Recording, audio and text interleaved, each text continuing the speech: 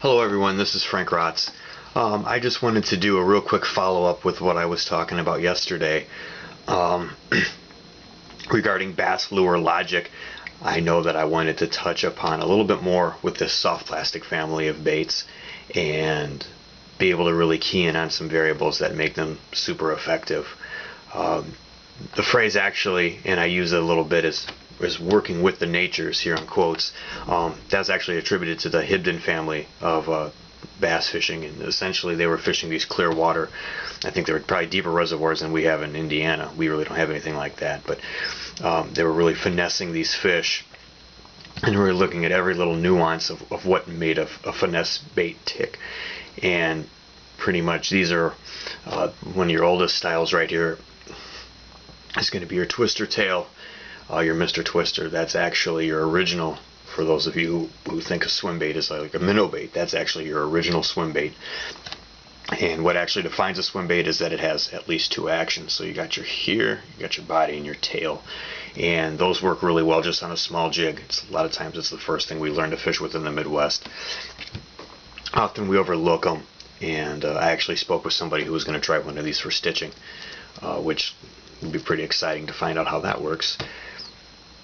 And next, again, and this is Mr. Twister. Talk about that company. A lot of people overlook it. That's the original twister tail worm. So Mr. Twister got the original swim bait and the original twister tail worm. That's just a phenom. It's a natural color worm. I grabbed that out of a bag. I think I'm gonna try it today. Kind of like the man's jelly worm. The same kind of a profile.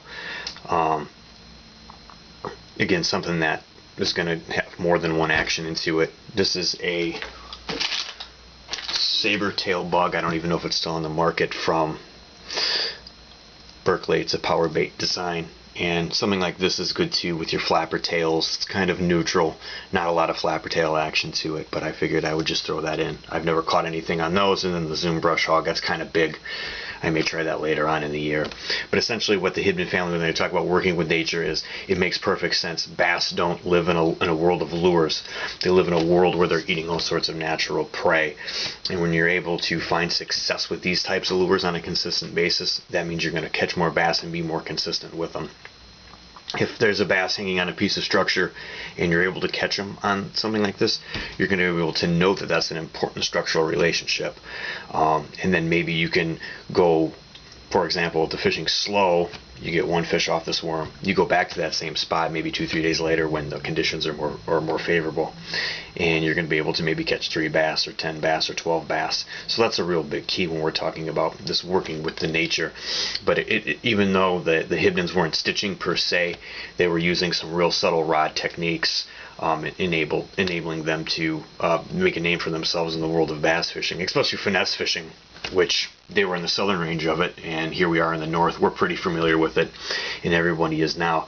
But I just wanted to recap some fundamentals of what working with the nature entails and where the phrase came from, as I oftentimes use it a lot, particularly when we talk about finesse fishing.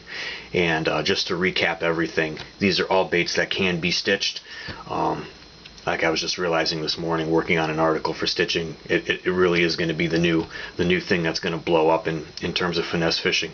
There's nothing left, I don't think, to explore currently that's on the market that I've been in touch with for years that seems to hold quite as much potential. So working with the nature, to recap it, the Hibdon family, you can research some of their techniques, and I just wanted to recap, kind of bouncing off of lure logic about why we need to kind of know how to fish with more natural, slower presentations. And even guys that are doing tournaments, you're going to know when to implement these. So I hope that helps, and that'll just recap kind of a secondary piece to lure logic. This is Frank Rotz, and thanks for watching, and I hope to continue to bring you more stuff like this regarding more details with lures, soft plastics, and so forth. Please subscribe to my channel, and in that way you can be a part of seeing stitching grow as I'm going to finish up this article and get it published sooner than later, and we're going to see this expand and grow throughout the Midwest and the North and throughout the rest of the country. So take care, please subscribe, and thank you for watching. Have a great day, everybody.